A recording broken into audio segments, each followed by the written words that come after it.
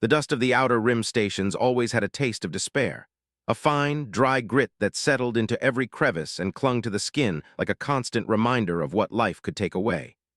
Evan Hale stepped off the small shuttle, the hiss of the airlock behind him making the station feel smaller than it was. The station had once been a hub of trade and technology, a place where starships docked to exchange goods, ideas, and stories from across the galaxy. Now it looked like a skeleton of its former self. Broken lights flickered in corridors, and the smell of old machinery mixed with the stench of neglect. Evan's mission was simple, or at least it was supposed to be. The station's water recycling system had been failing for weeks, and someone had finally sent a human engineer to fix it. Simple repairs, small adjustments, enough to get the station functioning until the next inspection. Humans were often welcomed for these jobs because of their reputation for practical thinking, for fixing what others considered beyond repair. But as Evan stepped into the central hub, he immediately realized this station was more than broken machinery. It was broken people, too. In the shadows of a collapsed corridor, he noticed movement. At first, he thought it was rats or some small scavenging creature, but then a shape emerged, tall and slender, moving carefully between the remaining crates and machinery. Her skin had a soft, iridescent glow, a sign of her warrior lineage, though now it looked faded and worn. She carried a bundle close to her chest, and even from a distance, Evan could see that the bundle was wriggling. Children, her children. The human's heart caught in his chest.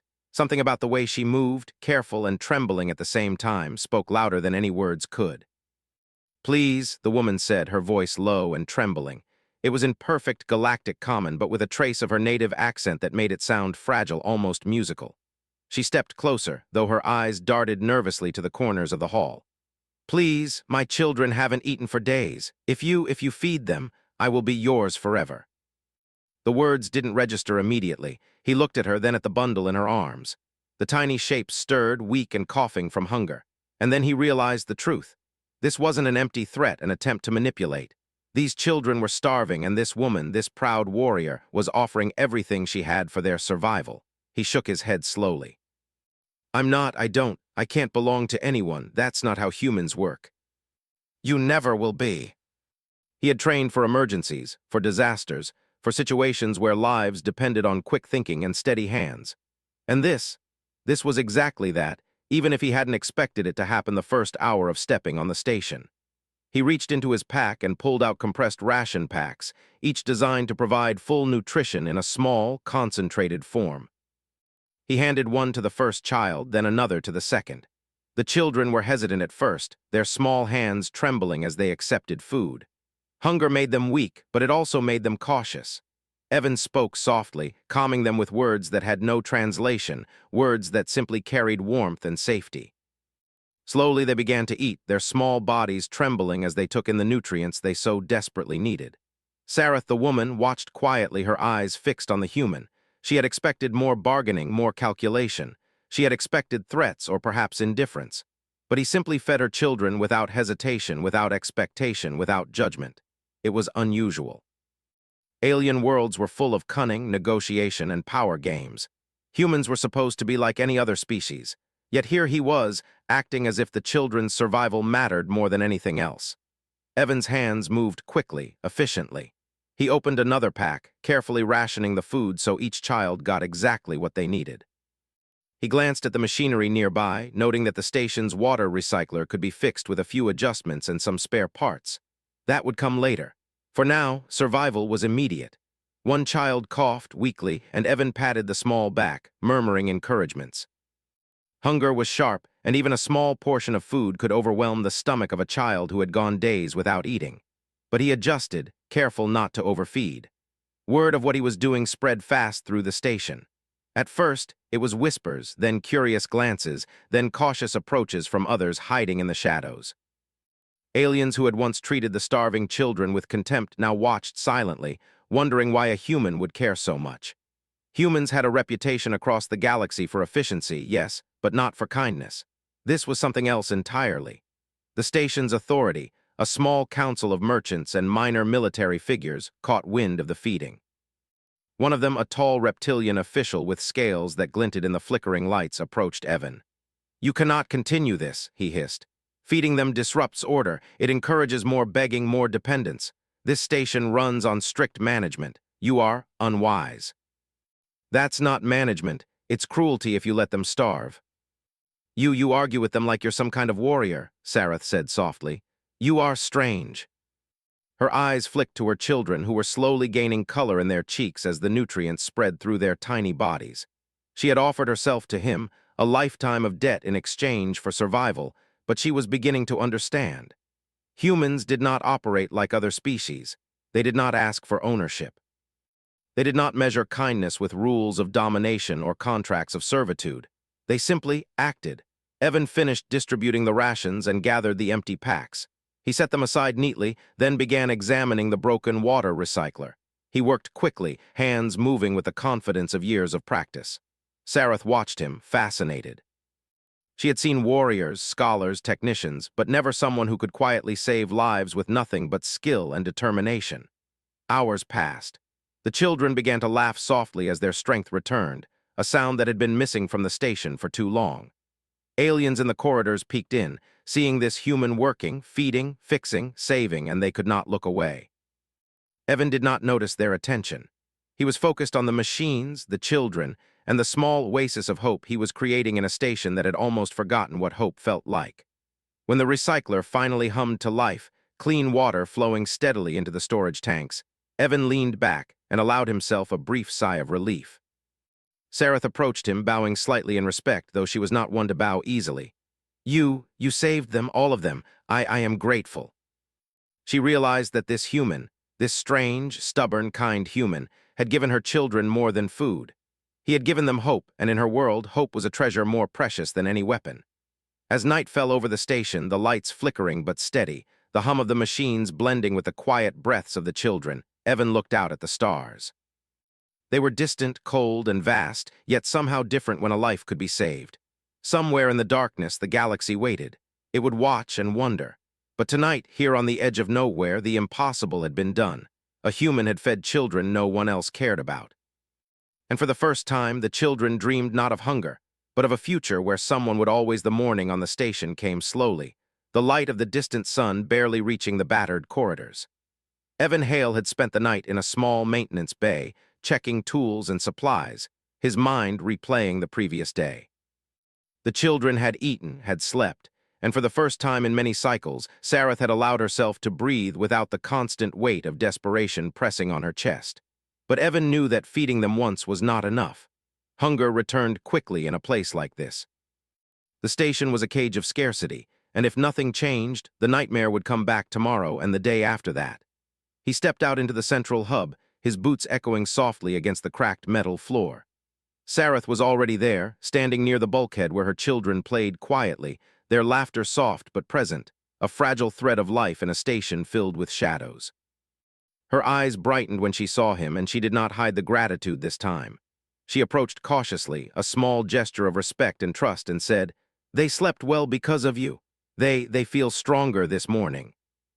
He noted how quickly their energy returned, and yet he also saw the thinness in their limbs, the hollow of their stomachs despite the meal. One meal could not undo days of starvation. He dug into his pack again, pulling out more emergency rations. These were compact, engineered to work across species with minimal modification, something humans had developed for exploration crews encountering unknown worlds.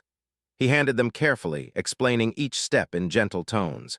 "Eat slowly, take your time, every bit helps." One of them, a boy no more than 6 cycles old, looked up at Evan with wide eyes. Will we always have food?" he asked softly. Evan froze for a heartbeat, the weight of the question pressing down. He met the boy's gaze steadily.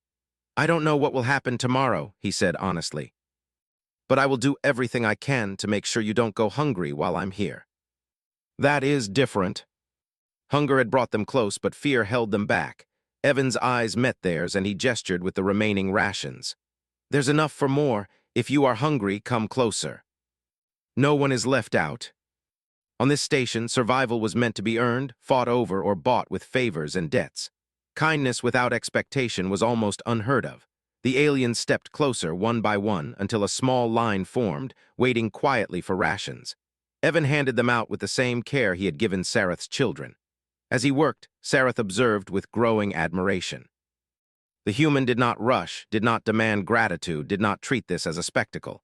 He treated them all as if they were equally important. Her warrior instincts whispered caution, trust was dangerous, hope was dangerous, but a deeper, quieter voice acknowledged what she had seen. Humans were capable of something more than self-interest. They could act simply for the sake of doing what was right. Evan's attention shifted to the water recycler. The system had survived the night, but it was unstable, prone to shutting down at any moment. If he could fix it fully, it would mean a steady supply of clean water, something even more precious than rations. He knelt beside the console, tools in hand, explaining to Sareth as he worked. "This will take time. It's old, but I can stabilize it. After that, we can think about creating food on demand. That's how humans do things, find the problem, solve it, and then make sure it doesn't come back." The children played quietly near a corner, Sareth keeping a careful eye on them while still observing Evan. Every so often, an alien adult approached, drawn by curiosity and the slow word of what was happening. They were hesitant at first, but hunger and the sight of Evan's calm determination overcame their caution.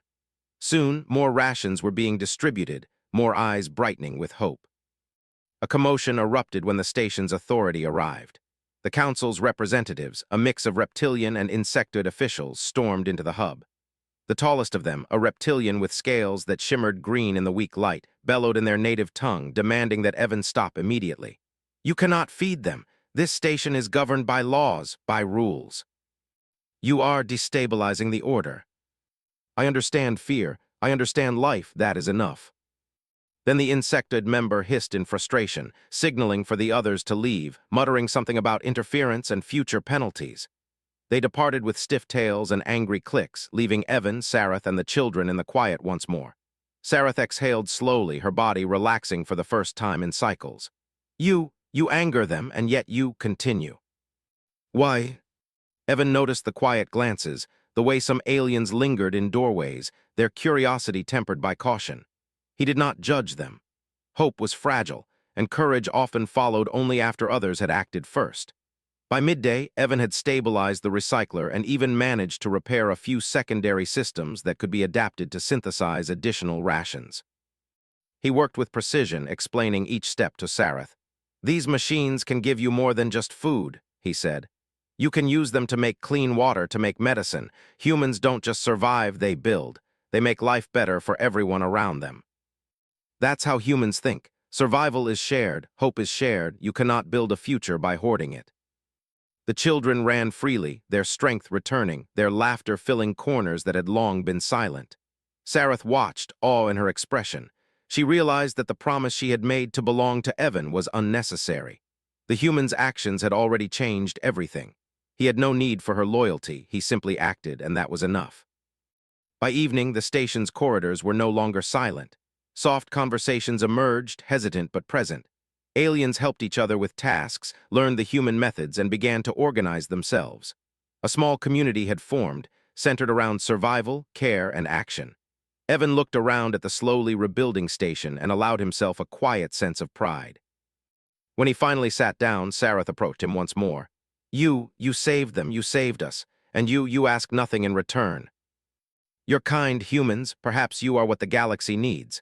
Not rulers, not conquerors, but a force that makes others strong by giving strength freely." The children slept soundly, the aliens whispered of new possibilities, and one human had proven that hope, skill, and kindness could change everything. And the galaxy Evan knew was watching. The station had never seen so much movement before. Word of the human feeding the children had spread quickly, and now the once empty corridors were alive with cautious curiosity. Aliens of every shape, size, and color peeked from behind crates, machinery, and broken doors. The smell of fresh food mingled with the metallic scent of the station, a strange new aroma that had not been present for cycles. Evan Hale moved among them quietly, handing out the rations, showing them how to use the human-designed compact food synthesizers he had patched together. The children followed, laughing and chattering, their energy returning steadily. Sareth watched from the edge of the hub, her hand resting lightly on the small ones who clung to her skirts. She had already promised herself long ago that she would belong to this human if he saved her children. But now, seeing the station transform, she began to question whether that vow was needed at all. He acted freely without expecting reward, without demanding ownership. His loyalty was not bound by law or tradition. It was simply there, a steadfast presence that refused to let her family starve. Her thoughts were interrupted by a sudden clatter from the entrance. The station authorities had arrived again, this time in larger numbers. The council's representatives, reptilian, insectoid, and mammalian alike, strode into the hub, their expressions tight with anger. The tallest, the green-scaled reptilian, bellowed in his native tongue, "Stop this madness! You interfere with the order, you cannot feed them. Letting them die would be madness. Order is meaningless if life is lost in the process. These children need food, they need water. That is more important than any law or contract." Her voice rang out, clear and commanding despite its small size. "This human feeds them, he saves them, and if you stop him, you harm them. I will not allow it."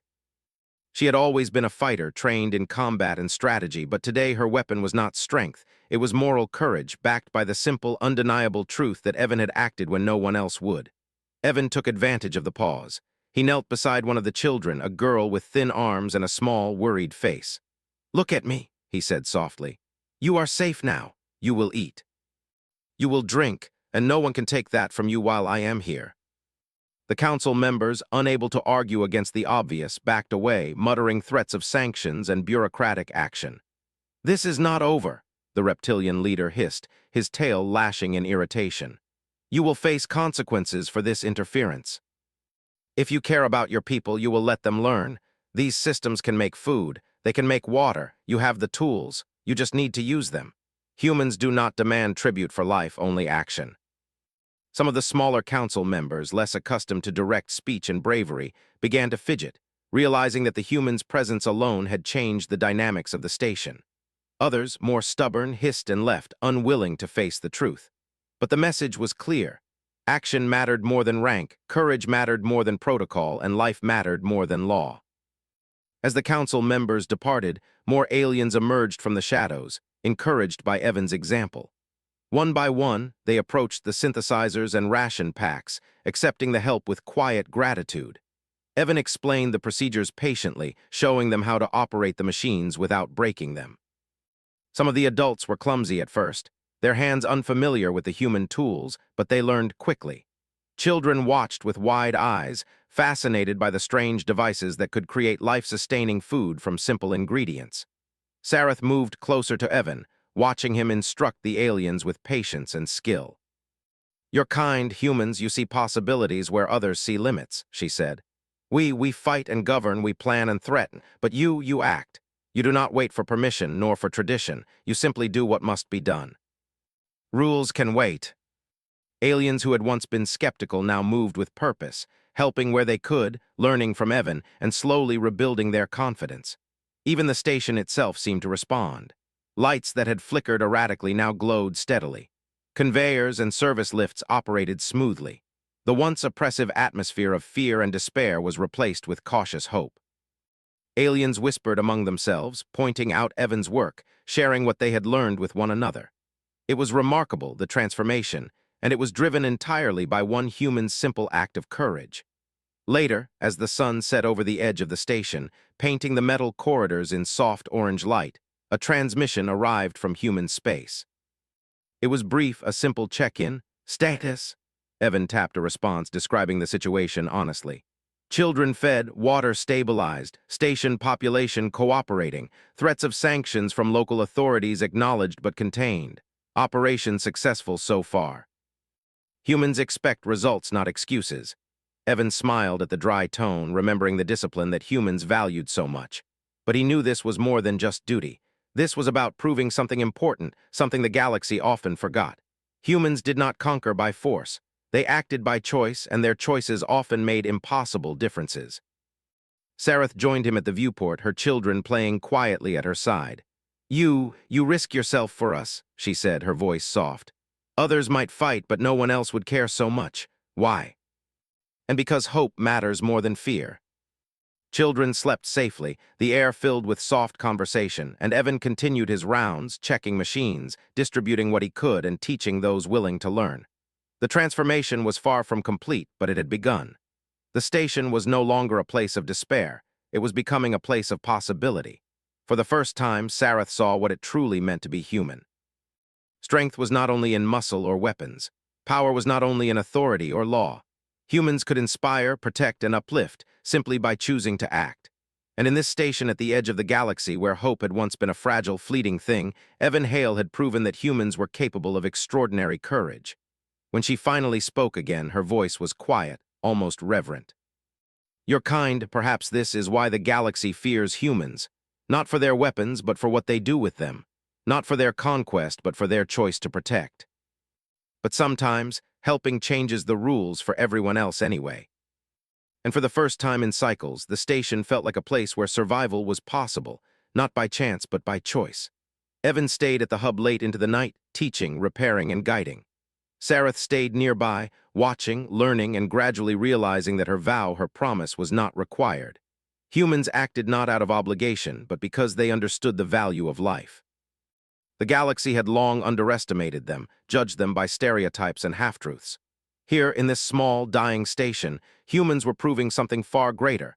That one person, acting rightly and courageously, could change the fate of many. And that realization was only the beginning. The station had changed completely in the weeks since Evan Hale had arrived. What was once a silent, dusty outpost on the edge of the galaxy was now alive with movement, sound, and cautious energy. The corridors that had echoed with emptiness now hummed with activity.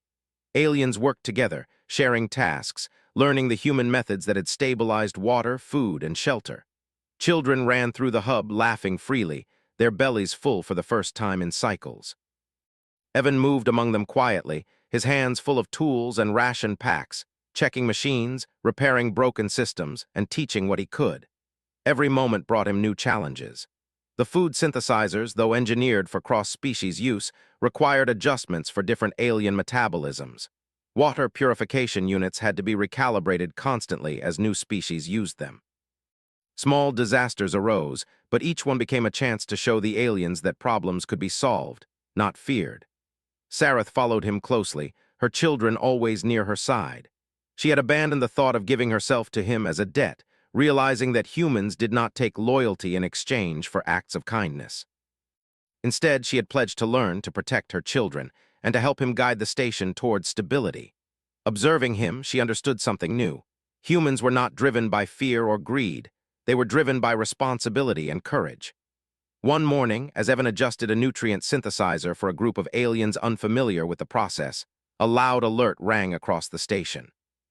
Long-range sensors had detected a human supply vessel approaching. The aliens paused, unsure what to expect. Many had heard stories of humans arriving with overwhelming force, but these were different. This human came with tools, knowledge, and care. The vessel, small but fast, dropped out of hyperspace above the station and opened communications. Evan Hale, the voice crackled over the comm system. We've tracked your transmissions. You have stabilized the station and begun feeding the children. Human command recognizes the situation. Aid is inbound. Stand by for further instructions. Instead, humans had responded purely out of principle. No one had ordered them. No law had demanded it. They had simply acted to protect life. Over the next cycle, human supply ships began to arrive, landing with precision and efficiency.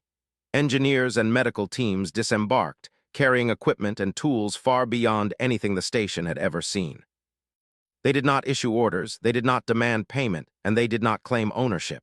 Instead, they moved directly to the children, the elderly, and those too weak to work. They stabilized sick aliens, repaired water and food systems, and began training locals in maintenance, care, and resource management. The station transformed faster than anyone could have imagined. Machines that had once been silent now hummed steadily, producing food and water for every inhabitant. Children who had once been frail and pale ran and played, their laughter ringing through corridors that had been quiet for cycles. Aliens who had hidden in fear now assisted the humans, learning, adapting, and gaining confidence. Yet not everyone watched quietly. Galactic authorities, who had long claimed dominion over the station, began to broadcast warnings. Human interference is unacceptable. You are violating local governance. Evacuate immediately or face sanctions. Evan shook his head. Fear does not save lives, action does. Worrying about what they say accomplishes nothing if the children starve. But the human engineers had already reinforced the station's defenses with non-lethal measures, barriers, warnings, and systems designed to prevent accidents without harming anyone. The aliens, emboldened by Evan's example and by the arrival of human aid, stood ready to protect their new stability. The council units hesitated, unsure whether to risk confrontation. Sareth realized that humans did not need to threaten to be powerful. Their presence alone, combined with their unwavering commitment to life, changed the balance. "They do not conquer with weapons," she whispered. "They conquer with action." Evan trained Sareth and other locals to maintain systems, showing them how to repair, adapt, and improve. Every repair was a lesson, every ration a demonstration of resourcefulness. Slowly, the aliens began to understand that they were no longer dependent on charity. They were gaining the skills to sustain themselves. By mid-cycle, the station had become something new. Food production was steady, water flows were consistent, and a small medical bay operated efficiently. Children who had once been at death's door were now healthy, strong, and curious. Adults began teaching the younger generation skills they had never considered sharing before. The station hummed with cautious optimism, a fragile but growing hope. One day, a human communications officer approached Evan. "Sir, we're receiving reports from neighboring systems. Word of your station's revival has spread. Other oppressed colonies are contacting Human Command, requesting aid. They are inspired by what has been done here. Let them see that life matters more than control or fear." As human aid continued to arrive, a new rhythm formed in the station. Every day brought new challenges, machines failing, minor injuries, and logistical problems, but each problem became an opportunity for learning.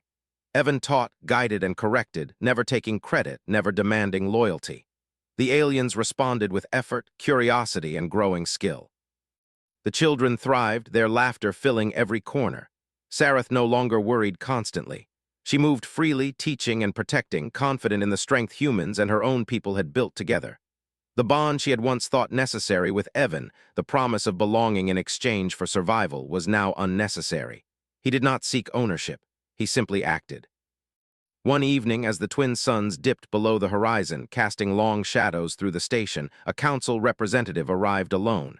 He was pale, shaking slightly, and clearly unprepared to confront the human presence. "You have defied authority," he said. "You have altered this station without permission. You are in violation of every regulation." "I have saved lives. That is not a violation, that is duty. I chose action." "The human did not take it by force, yet it is stronger than it ever was under your rule." He bowed slightly, a gesture of acknowledgement, then left quietly. Night fell and the station glowed softly with lights powered by stabilized generators. Children slept in safety, adults rested after a day of learning and work, and the hub hummed with quiet, continuous energy. Evan walked through the corridors, checking machines and systems, ensuring everything ran smoothly. Sareth followed, her mind full of thoughts she could barely put into words. "You have changed everything," she said quietly. "Not with force, not with commands, but by acting. You have saved more than our lives. You have saved our hope. Humans can show the way, but others must continue the work." Their impact was quiet, careful, and unstoppable when combined with skill, courage, and compassion. The station would never be the same. Lives that had once been fragile and uncertain were now strong and thriving. Aliens worked alongside humans, learning to maintain systems, care for the vulnerable, and prepare for challenges yet to come. The children laughed freely, their energy a living testament to what one human, acting rightly, could accomplish. And as the night deepened, Evan Hale looked out across the stars, distant, cold, and indifferent. Yet here, at the edge of nowhere, something remarkable had happened. Life had been saved, hope had been restored, and a small station had become a beacon. The galaxy would watch, and perhaps, slowly, it would begin to understand the true power of humans, not their weapons, but their will to act, to protect, and to give courage where it was needed most. The seeds of change had been planted, and nothing could stop them now. The station had transformed completely. What had once been a desperate, dying outpost at the edge of explored space was now alive with energy, order, and hope. The corridors no longer echoed with emptiness, but with the hum of machines, the chatter of aliens learning from one another, and the laughter of children who had finally grown strong. Evan Hale walked through the central hub, surveying the work of weeks with quiet satisfaction.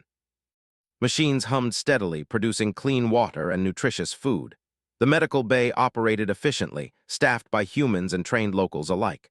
The children ran freely, curious and fearless, their strength returning day by day.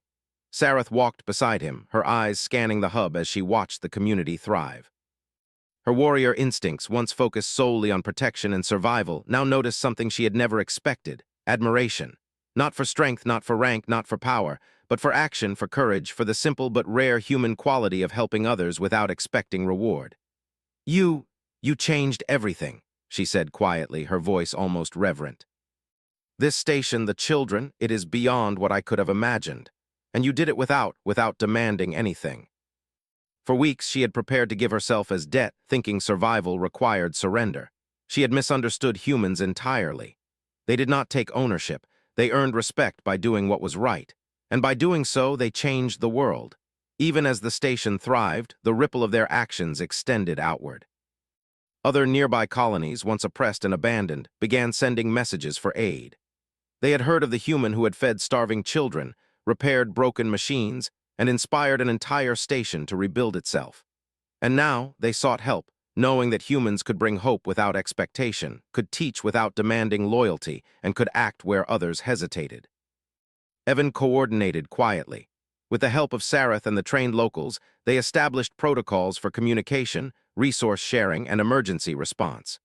Each new message from other colonies became an opportunity to extend knowledge, to teach self-sufficiency, and to prevent famine and suffering before it could take hold. One day, a messenger arrived from a distant colony. The representative was timid, unfamiliar with humans, and clearly overwhelmed by what they had seen and heard.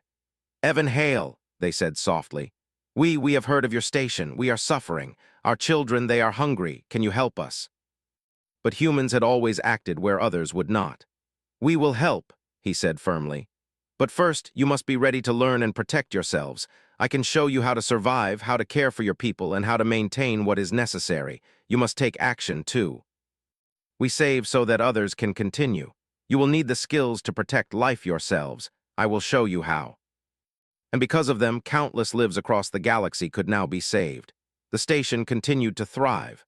Evan's team of human engineers and doctors worked tirelessly, but they never acted above the locals. Instead, they trained them, shared knowledge, and encouraged initiative. Every alien who learned to operate a machine, every child who learned the value of cooperation, became a living testament to what humans could accomplish. Sareth approached Evan one evening, her children playing nearby. I once offered myself to you in return for saving them," she said quietly. "But now I see it was unnecessary. You do not take loyalty. You do not demand debt. You simply act." Strength could come in many forms, but the human form of strength was quiet, relentless, and effective. It did not conquer by fear. It changed hearts, inspired courage, and saved lives. Outside the station, the galaxy began to notice. Reports of the reborn outpost spread quickly. Other systems, long neglected by authorities, began to request aid. Humans answered, but not with armies or domination. They offered knowledge, tools, and guidance. Entire communities were revitalized, their citizens learning to sustain themselves under the tutelage of humans who valued life above all else. On the station itself, Evan and Sareth watched the children as they played, the machines humming steadily and the aliens collaborating. For the first time in cycles, the station was truly alive, not merely surviving but thriving.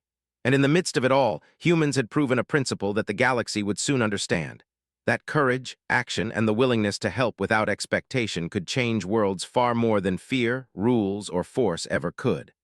A small ceremony was held in the hub. Humans, aliens, and children gathered together, sharing stories of survival and triumph. Sareth stood proudly beside Evan, acknowledging the transformation of her station and her people. You gave us life, hope, and knowledge," she said, her voice carrying across the hub. "And yet you asked for nothing in return. Saving lives is not about power. It is about responsibility. Once someone acts rightly, others will follow. That is how change happens."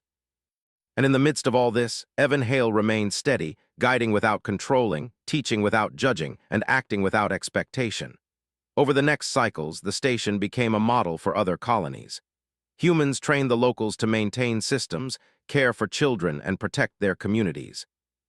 Reports of human action reached distant sectors, inspiring oppressed worlds to request aid and guidance. The galaxy slowly began to recognize that humans were not conquerors or rulers, but catalysts of change. Sareth finally understood fully. She had once believed that survival required debt, loyalty, or submission, But humans had shown her otherwise.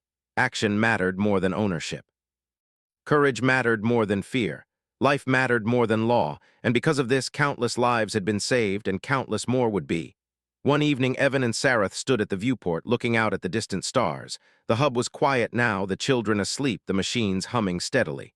"The galaxy it will notice," she said softly. Evan nodded. "They already are. Some will resist, some will doubt, but lives cannot be ignored. Once people see that it is possible to act rightly, to save others, they will follow.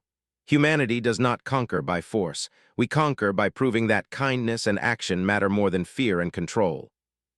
Then I choose to stay here not because of a vow, but because I want to help, because I believe in what you have shown us." Children thrived, communities learned to care for themselves, and humans continued to extend their reach, teaching, guiding, and protecting without expecting ownership or obedience. Evan's simple principle, that action matters more than rules, slowly began to ripple across the galaxy. Systems once oppressed began to rebuild. Lives that had once been fragile became strong. Hope long thought lost returned, and at the center of it all, a single human had shown the galaxy what it truly meant to act. Not for power, not for reward, not for recognition, but simply because it was the right thing to do. Sareth, her children at her side, watched him quietly, understanding at last the lesson of human strength. The galaxy could underestimate humans, fear them, or challenge them, but no force could stop someone willing to act rightly, courageously, and without expectation. The stars stretched endlessly beyond the viewport, distant and indifferent. Yet in that small station at the edge of the galaxy, life had returned, hope had flourished, and the impossible had become reality. Humanity had proven its power not by conquest, but by choice, and the galaxy would never forget. Evan Hale turned back toward the hub, ready for the next challenge, the next life to protect, the next lesson to teach. And the station, vibrant and alive, would continue to stand as a symbol of what courage, action, and human spirit could accomplish in even the darkest corners of the galaxy.